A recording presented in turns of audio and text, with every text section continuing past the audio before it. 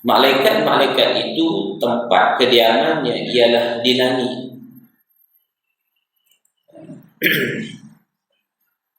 Tetapi mereka itu boleh turun dari langit dengan perintah Allah Subhanahu wa ta'ala.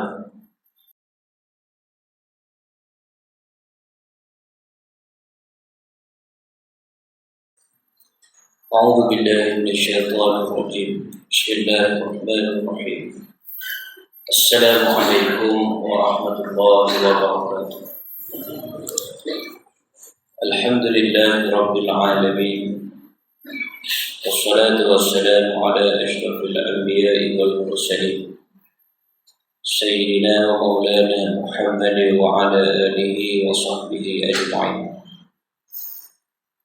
Subhanaka la ilma lana illa ma 'allamtana innaka antal alimul hakim.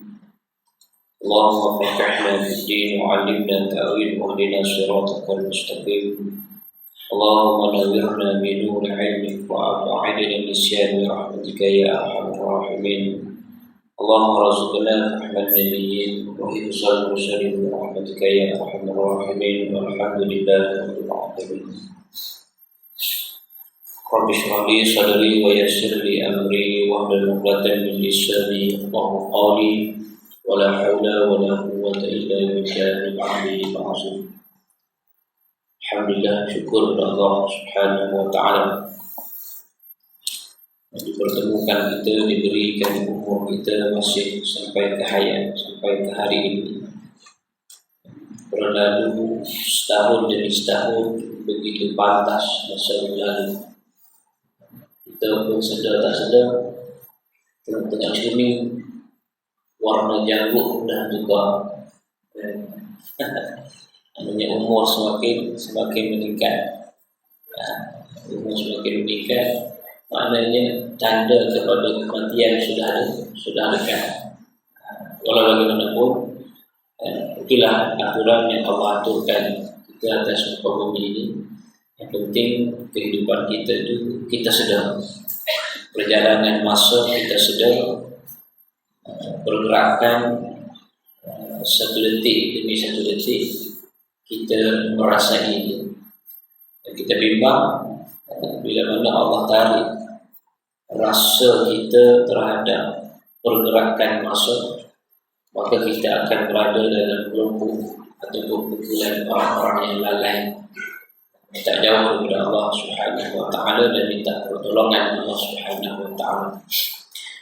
Tuan-tuan muslimin muslimat yang dirahmati Allah Subhanahu wa ta'ala, kita masih lagi berbicara tentang keimanan kita kepada malaikat, yang mana kita sambung sedikit yang lepas berkaitan dengan malaikat ini.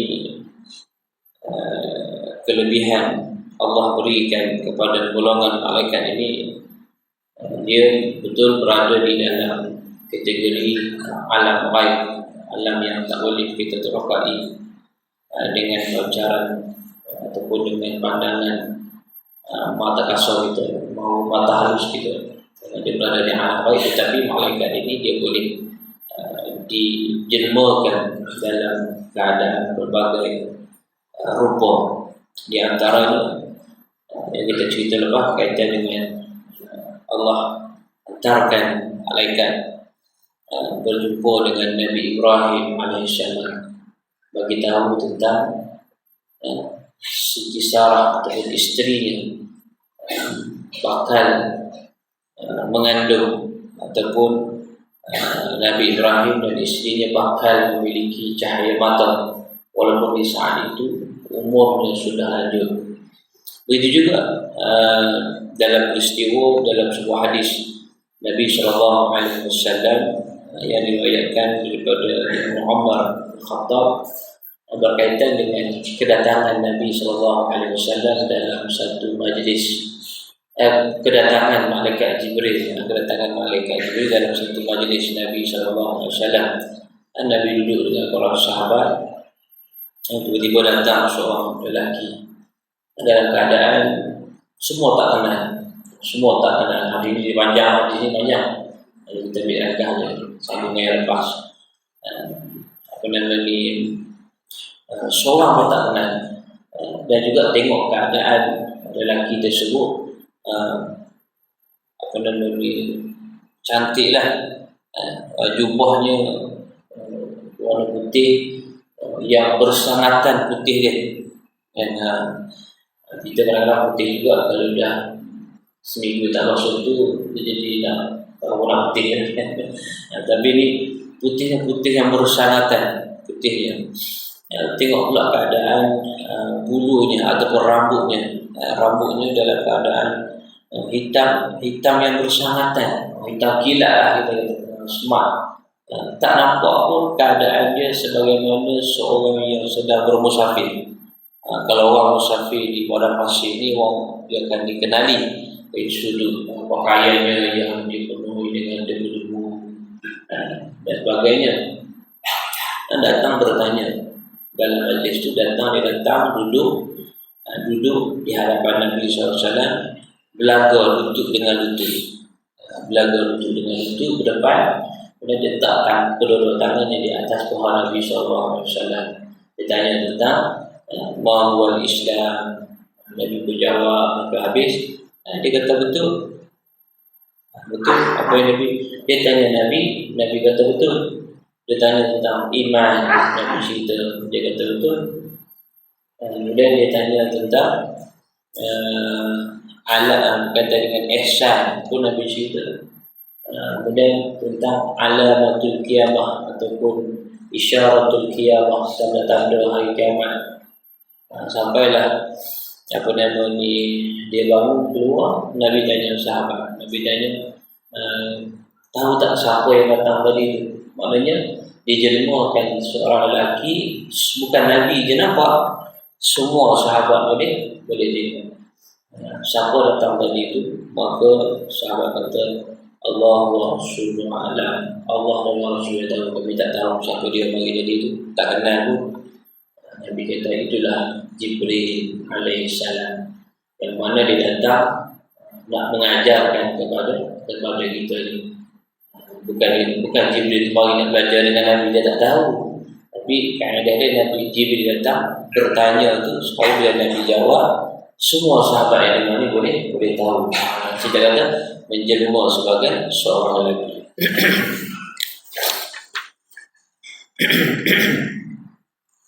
Baik. Malaikat itu tempat kediamannya ialah di langit.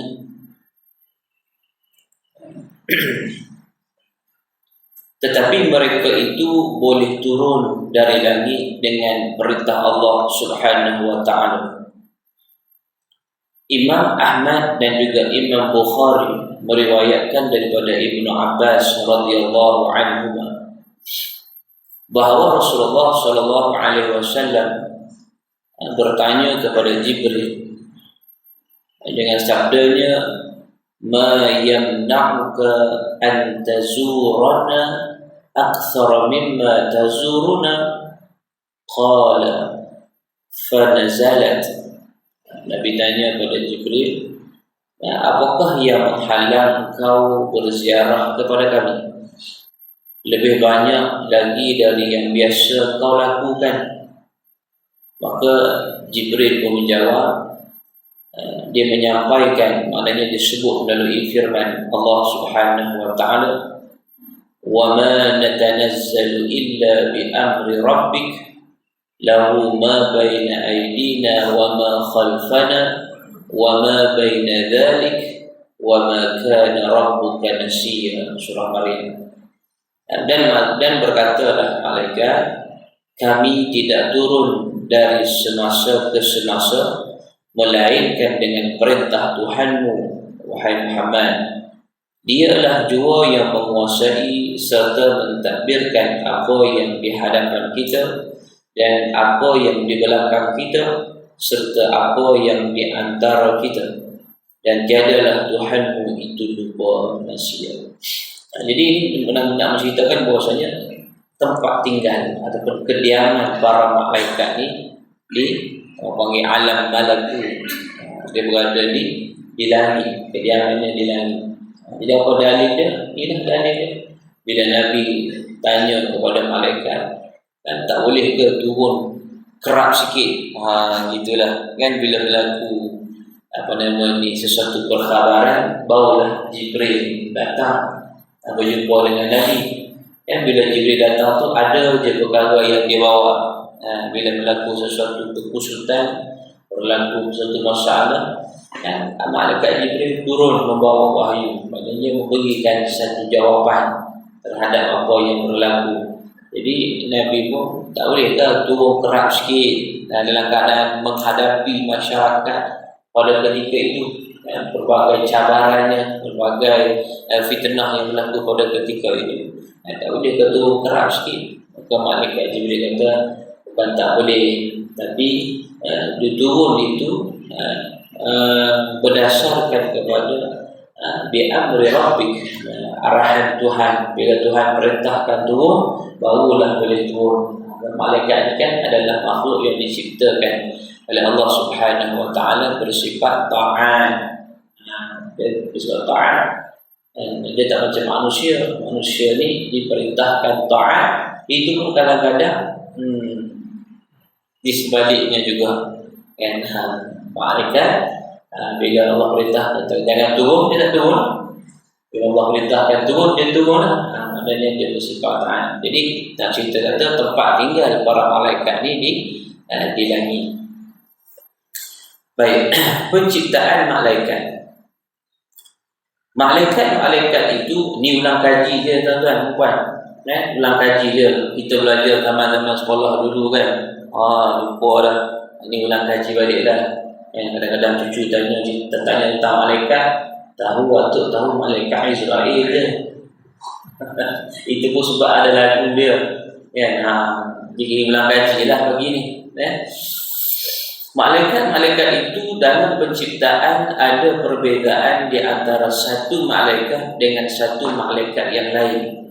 Sebagaimana ada perbezaan mereka dalam hal kedudukan, pangkat, tugas dan sebagainya. Malaikat ini juga ada dia punya perbezaan juga, bukan sama je semua. Nama lah malaikat tu, tapi pun nama-nama dia juga ada perbezaan, ada kedudukan. Macam manusia lah, sebut manusia kita tahu semua, bila kita tengok semua manusia, tapi ada perbezaan dia, kedudukan, tanggungjawab. Di mana semua perkara itu hanya diketahui oleh Allah Subhanahu wa taala sendiri. Jadi kita tak di alam gaib ini kita tak tahu kedudukan dia macam mana. Yang kita tahu sekadar yang diberitahu sahaja. Selebihnya Allah Subhanahu wa taala lebih mengetahui. Jadi tak payahlah kita duk cari sampai tak jadi kerja. Duk cari kedudukan, pangkat, status malaikat semua ni, sampai kita ni semayang pun tak. Orang belum sibuk buat tu. Hanya sekadar untuk kita mengambil tahu, kita beriman terhadap malaikat dan juga apa-apa yang telah dikhabarkan tentang dia. Sebagaimana firman Allah Subhanahu wa taala, Alhamdulillahi fatiris samawati wal ard, ja'ilil malaikati rusulan uli ajnihatin mathna wa thulatha wa ruba' yazidu fil khalqi ma yasha' Inna Allah ala kulli syai'in qadir. Segala puji tertentu bagi Allah yang menciptakan langit dan bumi, yang menjadikan malaikat merupakan utusan-utusan yang bersayap. Dia ada perbezaan. Malaikat ni ada pula bersayap, dan juga bila ada bersayap tu masna wa thulatha wa ruba', ada yang bersayap 2, ada yang bersayap 3, ada yang 4, dia ada berbeza-beza. Ia menambah pada bentuk kejadian makhluk yang diciptakannya apa jua yang dikehendakinya. Dikehendaki oleh Allah Subhanahu wa taala, itu sifat yang ada pada Allah taala, dia mampu untuk melaksanakannya. Sesungguhnya Allah amat berkuasa atas tiap-tiap sesuatu. Mana malaikat ini dia ada sayap, pun kategori sayapnya pun berbeza-beza. Kan? Firman Allah Subhanahu wa taala ini memberi pengertian yang jelas bahawa Allah Subhanahu wa taala menciptakan malaikat berupa makhluk yang bersayap. Di antaranya ada yang bersayap 2, 3 dan 4, dan ada pula yang lebih daripada itu. Semuanya itu adalah menunjukkan nilai dan kedudukan di sisi Allah Subhanahu wa taala, peranan dan juga tanggungjawab para malaikat itu, dan juga tentang kekuasaannya, sama ada dari sudut pergerakannya, cepat, kelajuan, kepantasan pergerakan malaikat ini berpindah dari satu tempat ke satu tempat yang lain. Imam Muslim dan Imam Bukhari meriwayatkan hadis daripada Abdullah bin Mas'ud radhiyallahu anhu. Nabi pernah sebut, anna Rasulullah sallallahu alaihi wasallam ra'yu Jibril alaihi salam lahu 600 janah. Nabi kata bahawasanya Rasulullah sallallahu alaihi wasallam, Nabi kata Nabi melihat Jibril alaihi salam. Nabi tengok Jibril ni dalam keadaan dia mempunyai 600 sayap. Jenuh pula kalau kita duk bayang macam mana, macam sayap burung lang ke, macam kalau sayap burung apa yang kecil-kecil tu kan. Dah 600 ni banyak ni. Tak payah kita duk bayang seperti begitu. Beriman tentang malaikat ni bersayap cukup. Tak payahlah sayap tu bentuk macam mana, sagi rosak dari kat mana. Adakah sayap tu macam bulu ayam? Bulu ayam kan dia ada, siapa yang tahulah dia kaji sains kan, macam mana bulu ayam tu dia tak berselera, dia boleh cantum walaupun terkoyak, dia boleh cantum balik bila bulu ayam kan, bila dia bergaduh apa semua ni kan, dia terkoyak, lepas tu dia gigit, dia tarik tengok cantum balik bulu ayam ni.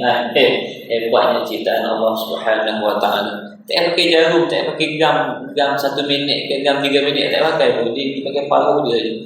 Satu minit. Janganlah kita bayang sedemikian rupa. Dan sekarang kita beriman malaikat itu mempunyai sayap.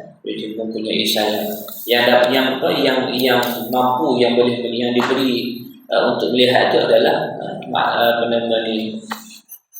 Nabi Muhammad sallallahu alaihi wasallam melihat keadaan yang menyatakan bahawa malaikat Jibril itu dilihat ada 600 sayap. Malaikat itu juga masing-masing diberi oleh Allah Subhanahu wa taala darjat kedudukan yang tertentu dalam menunaikan perintah-perintah Allah Subhanahu wa taala serta menyampaikan risalah-risalahnya, dan mereka sentiasa bertasbih. Para malaikat ini adalah makhluk yang sentiasa memuji Allah Subhanahu wa taala. Wa ma minna illa lahu maqamun ma'lum wa inna lanahnu as-saffun wa inna lanahnu al-musabbihun. Malaikat-malaikat pula menegaskan pendirian mereka dengan berkata, dan tidak ada sesiapa pun dari kalangan kami melainkan ada baginya darjat dan juga kedudukan juga yang tertentu dalam nak menyempurnakan tugasan-tugasan. Dan sesungguhnya kamilah yang sentiasa berbaris, maknanya menjunjung segala perintah dan titah Allah Subhanahu wa taala, dan juga sentiasa beribadah. Dan sesungguhnya kamilah yang sentiasa bertasbih, mensucikan Allah Subhanahu wa taala daripada sebarang kekurangan. Ini malaikat ni sesuci Allah Subhanahu wa taala. Firman Allah Subhanahu wa taala tersebut menjelaskan malaikat itu mempunyai darjat kedudukan tertentu dan masing-masing menjalankan tugas yang diperintahkan Allah kepada mereka. Malaikat-malaikat itu juga taat. Menurut taat ni dia tidak ingkar lah. Taat dia tidak ingkar. Dia buat, dia tunaikan, dia laksanakan segala perintah Allah Subhanahu wa taala dan beribadah kepadanya. Dan mereka juga sentiasa bertasbih dan mensucikan Allah Subhanahu wa taala daripada sifat kekurangan tadi. Maka sehubungan dengan itu perlu dinyatakan sayap malaikat sayap malaikat itu adalah termasuk dalam perkara-perkara yang gaib, yang wajib setiap orang yang beriman mempercayainya tanpa mempersoalkan bagaimana keadaan dia. Sekarang kita beriman dengan malaikat ini bersayap. Terus saya tanyalah tadi, saya tanyalah sayap dia macam mana, bentuk macam mana, bulat ke, persegi ke, panjang ke, kan? Dan juga sifat bentuk sayap tu macam mana, dan juga warna-warna sayap tu juga macam mana, warna apa, warna kelabu ke, warna hitam ke, warna selang-selang, hitam putih ke, warna hijau ke, warna biru ke, kan? Dan lain-lainnya. Kerana orang-orang yang beriman tidak diwajibkan untuk mengetahui perkara-perkara tersebut, di mana Rasulullah SAW sendiri pun tidak memberitahu keadaan mengenai perkara itu. Cuma dikabarkan tentang malaikat ini bersayap, dan juga Nabi dalam Quran disebut tentang malaikat ini bersayap 2, 3, 4, bahkan ada yang lebih.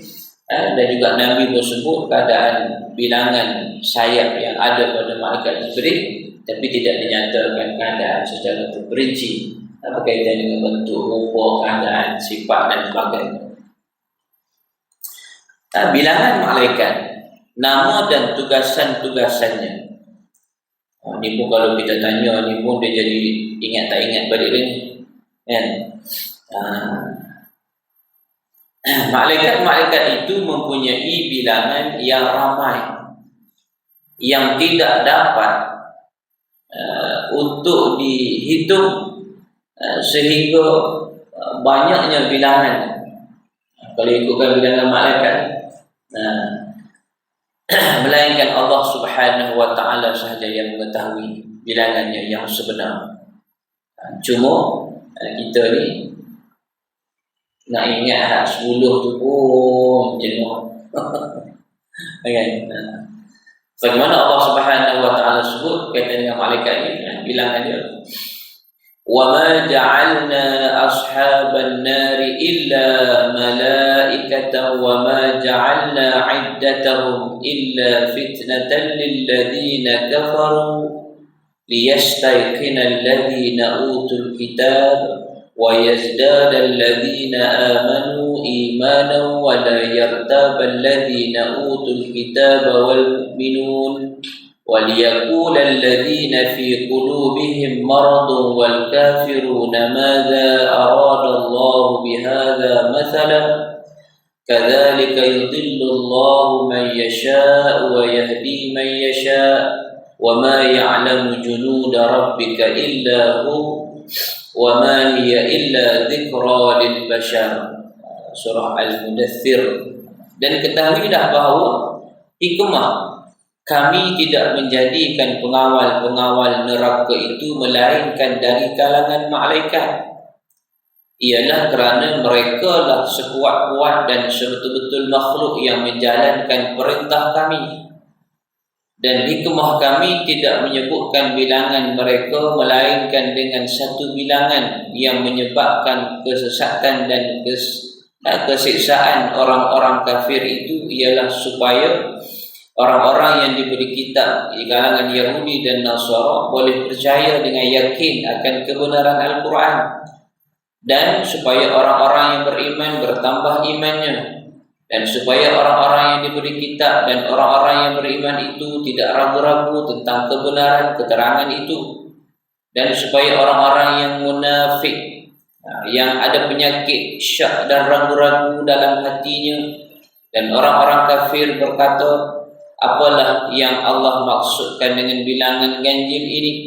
Demikianlah Allah menyesatkan sesiapa yang dikehendakinya menurut undang-undang peraturannya, dan memberi hidayah petunjuk kepada sesiapa yang dikehendakinya menurut undang-undangnya, yakni peraturan-peraturannya. Dan tiada yang mengetahui tentera Tuhanmu melainkan dialah sahaja. Dan ingatlah segala yang diterangkan berkenaan dengan neraka itu tidak lain hanyalah menjadi peringatan bagi manusia. Allah tidak nyatakan berapa bilangan dia. Sebab kalau dinyatakan bilangan dia, katakanlah bilangannya gaji, maka orang-orang yang hati berpenyakit ni dia kata kenapa gaji? Kalau dia bidik pun dinyatakan bilangannya kena, pun sama juga. Dia katanya kenapa dia cipta kena? Orang tak nak beriman. Dia jadi begitu. Bila Nabi cerita tentang kebenaran, pasal apa macam tu? Betul ke lagu tu? Jadi Allah tak nyata supaya manusia ini terus beriman terhadap apa yang diperintahkan oleh Allah Subhanahu wa ta'ala. Malaikat-malaikat itu ditugaskan oleh Allah Subhanahu wa ta'ala dengan bermacam-macam tugas yang telah ditentukan kepada mereka mengikut jawatan-jawatan masing-masing. Yang pertama, Malaikat Jibril alaihi salam, yang dinamakan juga dengan nama Malaikat Jibril ini juga dinamakan dengan nama Ruhul Qudus. Ruhul Qudus juga nama dia adalah nama daripada Malaikat Jibril, sama juga. Telah disifatkan oleh Allah Azza wa Jalla malaikat yang mempunyai kekuatan dan juga amanah. Sebab Malaikat Jibril ni dia tugasan dia besar. Tugasan dia besar. Dia membawa, kita baca ni. Sebagaimana firman Allah Subhanahu wa ta'ala, innahu la yaqulu rasulun karim dhi quwwatin 'inda dzil 'arsy makin muta'in thumma amin. Sebenarnya Al-Quran itu sungguh-sungguh kalamullah yang disampaikan oleh Jibril, utusan yang mulia, yang kuat gagah, yang berkedudukan tinggi di sisi Allah, yang mempunyai arasy yang ditaati di sana dalam kalangan malaikat lagi dipercayai. Malaikat Jibril diberi satu jawatan khusus dan yang paling mulia. Apa dia? Yaitu utusan yang menghubungkan di antara Allah dengan Rasulnya. Dan Jibril ditugaskan menyampaikan wahyu daripada Allah kepada Rasulnya itu. Itu besar tu. Dan diberi kepada Malaikat Jibril ni membawa, menyampaikan ataupun menjadi utusan, membawa khabar berita, perintah, suruhan, larangan daripada Allah Subhanahu wa ta'ala kepada Rasul. Bukan senang kita bawa peti undi ke tempat kiraan undi pun kan macam-macam prosedur dia kan. Lepas habis selesai undi, betul tak undi, kena cek dulu, kena kira pastikan dalam tu semua dah ada, disilnya, dicatatnya, di tanda tangan, masuk dalam bagnya sana, polis berkawal dekat luarnya kan. Bukannya habis selesai gitu, tu tahu kiraan mengundi, lepas tu dah bawa escort pula masuk dalam kereta, escort ke satu tempat pula. Kalau benar undi awal tu dijaga pula atas undi, disimpan dulu kan, dikawal, dijaga. Itu pun kata undi.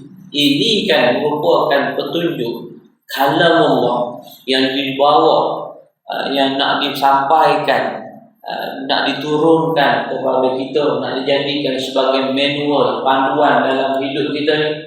Bukan benda yang kecil. Masa tu diberi kepada Malaikat Jibril, dan Malaikat Jibril ini dicipta oleh Allah Subhanahu wa ta'ala dengan diberi kekuatan kepada dia.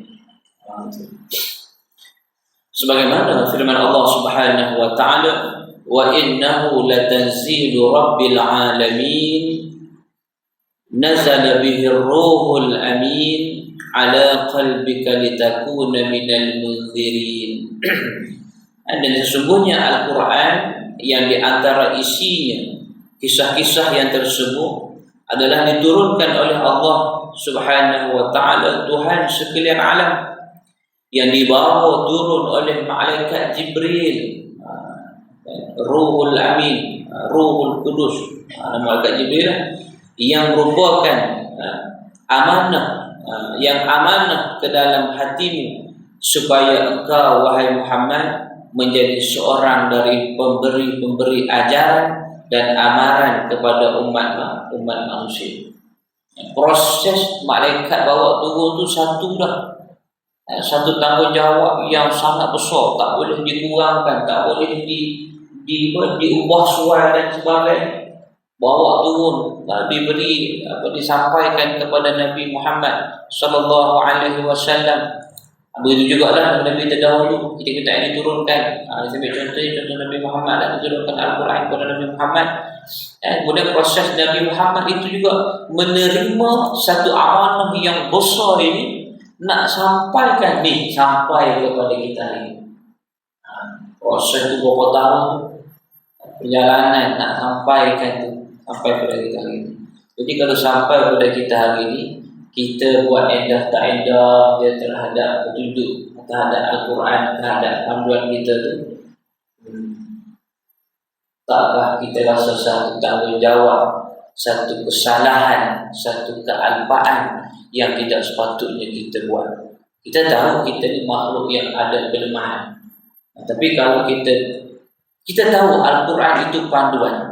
Dalam Al-Quran itu ada kisah-kisah yang berikan tentang peringatan-peringatan, pengajaran-pengajaran, apa yang Allah cerita yang akan berlaku sekiranya kita buat sekian-sekian, apa balasan kepada orang sekian-sekian, apa yang telah berlaku pada umat-umat terdahulu jika kita lakukan sekian-sekian, apa kebaikan, apa kelebihan, apa ganjaran bila kita menjadi hamba yang taat, melakukan ketaatan kepada Allah SWT.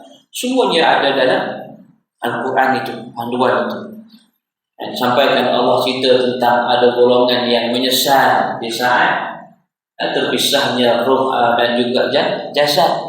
Maka dia akan kata, fayaqula rabbi laula akhartani ila ajalin qarib fa asaddaqa wa akum minas salihin. Allah cerita ni ada satu bulan ni, ada kelompok manusia ni, bila dah terpisah jasad dan juga roh, bila duduk di pada mahsyar nanti, dia akan menyesal. Dia kata fayaqula rabbi, dia kata wahai Tuhanku, laula akhartani, kalaulah kau delaykan sikit, cabut nyawa aku ni. Ibarat gitulah cerita dia. Kalau kau lewatkan sikit cabut nyawa aku, nescaya fa'asaddaqa, nescaya aku akan jadi hamba yang rajin bersedekah. Aku tak jadi hamba yang kedekut kikir. Aku jadi hamba yang berani infak pada jalan Allah, bersedekah dan sebagainya. Wa aku minas solihin. Dia kata nescaya aku akan berada dalam kelompok bagaimana orang-orang yang soleh, orang-orang yang buat amal soleh, amal kebajikan. Dia merayu kepada Allah. Awalan yuakhirallahu nafsan idza jaa ajaluha wallahu khabirun bima ta'malun.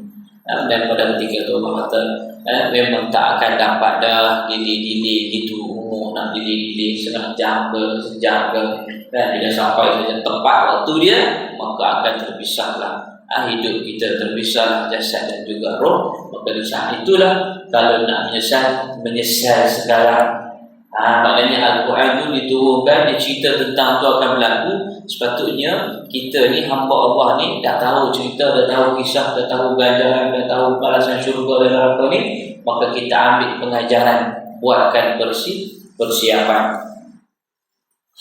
Dan muslimin muslimat yang dirahmati Allah Subhanahu wa taala.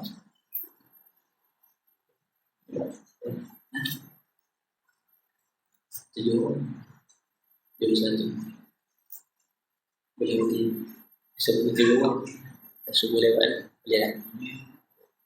Tak bunyi tunggu sampai bunyi. Dia sampai bunyi ni berhenti. Yang kedua, kalau tak cakap tak bunyi dah kena berhenti. Baik. Yang kedua malaikat Jibril. Ni ulang kaji je ya tuan-tuan. Ulang kaji kita bagi ni. Nak resoi PKK, minggu depan kan resoi PKK. Minggu ni kita ulang kaji lah. Baik. Yang kedua malaikat Mikail. Malaikat Mikail ini ditugaskan oleh Allah Subhanahu wa taala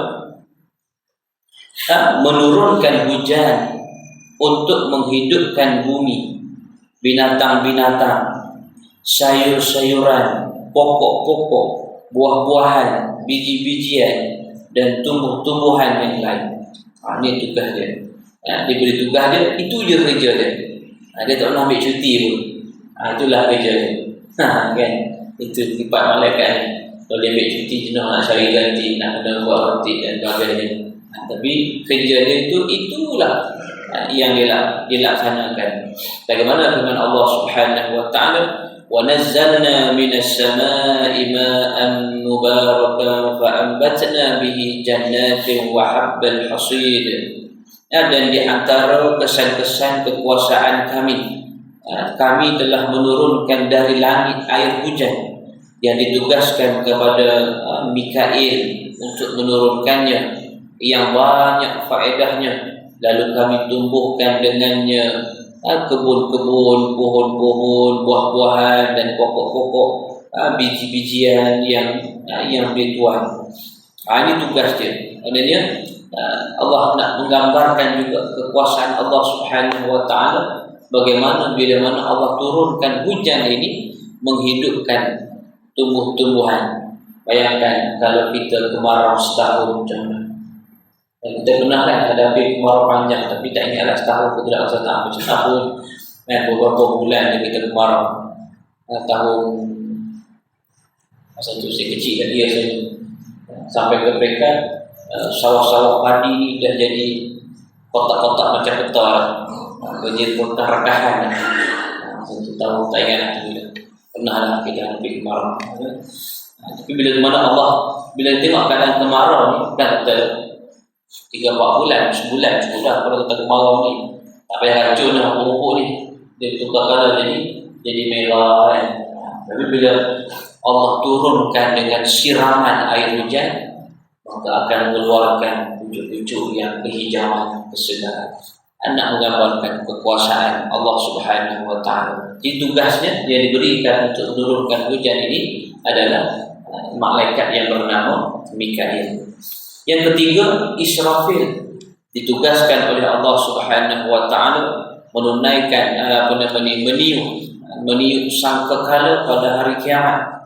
Dan pada ketika itu makhluk-makhluk yang ada di langit dan di bumi semuanya mati, kecuali makhluk yang dikehendaki oleh Allah Subhanahu wa taala terkemudian matinya.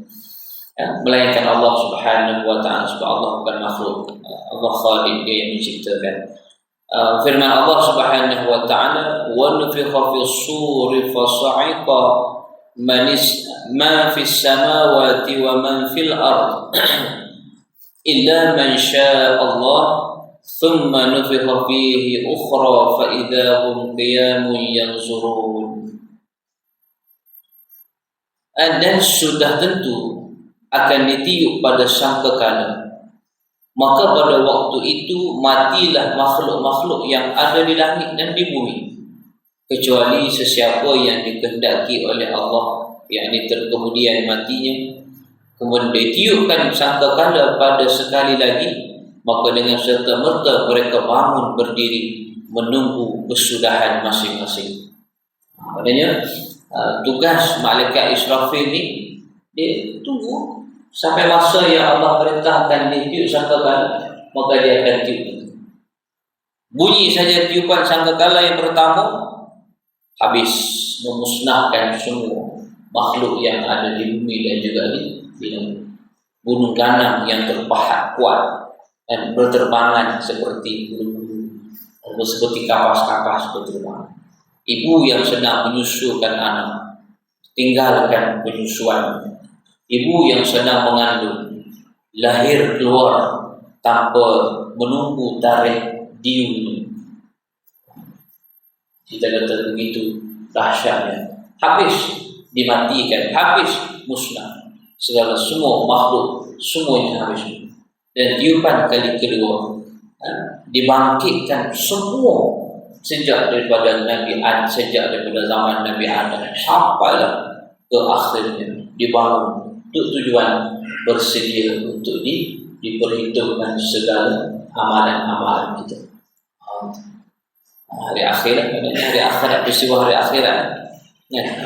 Tunggulah awan masing-masing ke arah mana, ke kiri, ke kanan, akan di saat itu. Yang keempat, malakul maut ditugaskan oleh Memang tak bunyi ke atau bunyi saya? Bisa juga bagi kata bunyi tenang, bunyi lah. Dia tak boleh tegur bunyi tu. Kira ada bunyi itu mungkin tuan-tuan dah ada target masing-masing, dah ada perancangan masing-masing. Jadi kita taatlah pada bunyi itu. Sekolah sekadar tu dahulu pagi ni. Jadi sebagai ulang kaji kita sikit. Lepas ni kita akan masuk pula yang keempat, tugasan malakul maut, malaikat maut ataupun malaikat bukan Israel, malaikat Israel. Walaupun Israel tu cabutnya orang juga, tetapi nama malaikat ni Israel ataupun malakul maut. Wallahu ta'ala alam. Sekadar itu perkongsian kita. Semoga Allah SWT berikan manfaat kepada kita yang baik sebagai pedoman, peringatan, rujukan. Salah silap sama-sama kita perbetulkan, berikan peringatan. Wallahu ta'ala alam. Aqulu qawli hadza wa astaghfirullahal azim wa lakum. Wassalamu alaikum warahmatullahi wabarakatuh.